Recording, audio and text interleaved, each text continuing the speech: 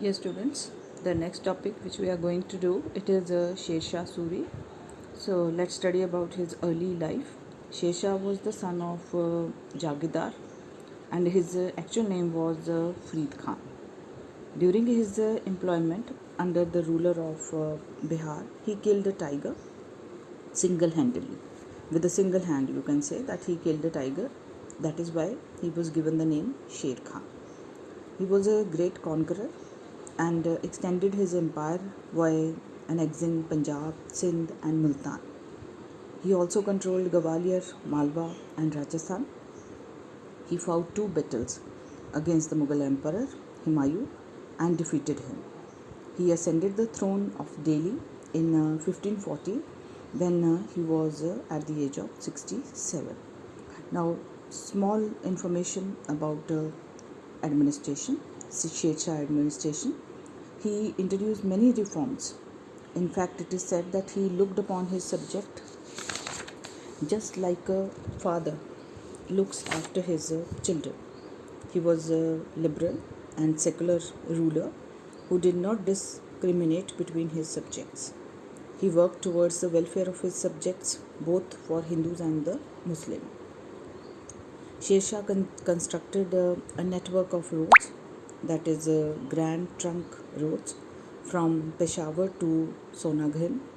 He also built the roads from Agra to Jaunpur and Chittor. He built another road from Lahore to Multan.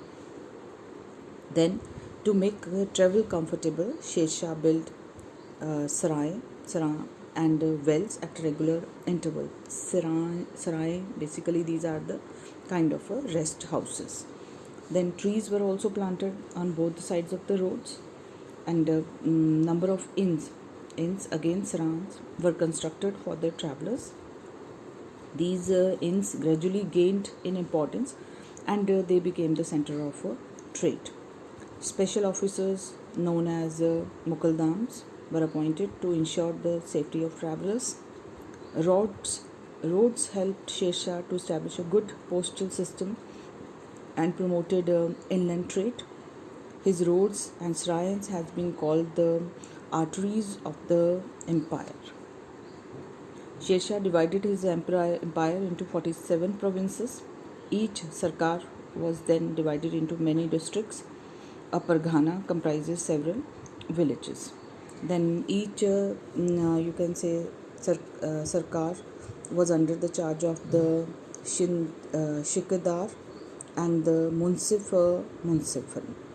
The parganas was under the charge of the sikdar, who looked after the law and order, and munsif, they were looking after the revenues. So these are the, this is a, you can say, the administration flowchart. Like, see, empire, it was divided into 47 sarkars. Then these sarkars, they were divided into parganas. Then these were divided into villages. Then emperor sarkar, these was the qazis, munsifs, then mukaddam, kotwal, patwari, etc. Then special officers for administration, these were the special officers. Then some reforms in the army. Sher Shah had a large standing army. He himself recruited soldiers and paid salaries in cash. He received the dag, this is the branding of the horses, and chera, that is the, you can say, eye card or identification card of the soldiers, introduced by Alauddin Khilji. Earlier also we have read. Sher Shah has efficient infantry, cavalry, and artillery wings of his army. So he was having a good army settlement also. Then the revenue was fixed after land was measured, and the land was divided into three categories. You can underline: good, average, and bad. So good, average, and bad on the basis of the fertility, and for the purpose of assessment. Taxes could be paid in cash or kind, both the ways. The share of the government was fixed at 1/4 of the total produce. Sher Shah was strict in revenue collection. He was liberal when loans has to be given during the time of droughts or floods. So he introduced the system of patta and this cobulate, that is agreement, which clearly mentioned his land holdings and the amount of revenue to be paid by the peasants. Shesha was also a great builder. He built a Purana Kila which has a beautiful mosque also. Then Qila Hunda Masjid. He also built his own mausoleum at Sachram in Bihar, where he was born. His famous fort at Rohta Sagha is magnificent. Okay, so these are the some of the you can say that achievements of the Shesha. Then Shesha, he died in 1545, and after a very short rule of 5 years only. He ruled for 5 years. His successors were very weak, and therefore they were not able to control the empire.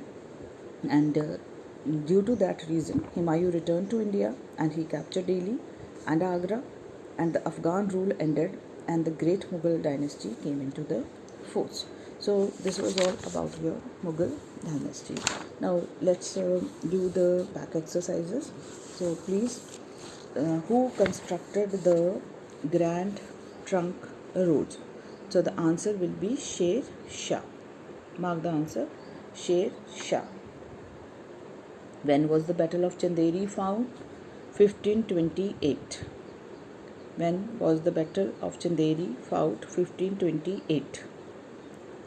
Third, Babur fought the first Battle of Panipat against Ibrahim Lodi. Ibrahim Lodi. Who invited Babur to invade India? It is Daulat Khan.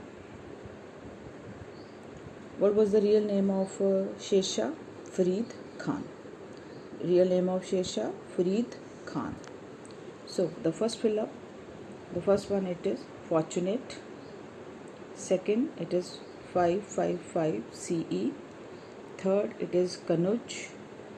Fourth it is 5 years.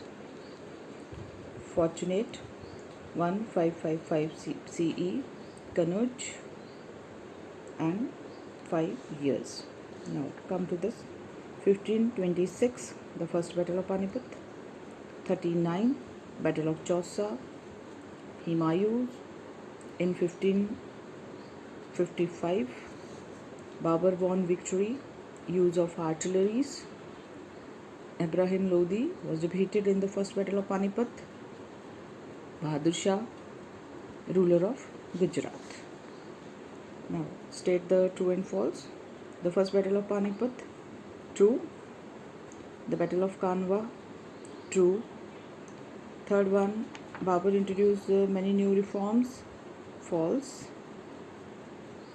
Humayun died in 1550, false. Sher Shah built the Grand Trunk Roads, true.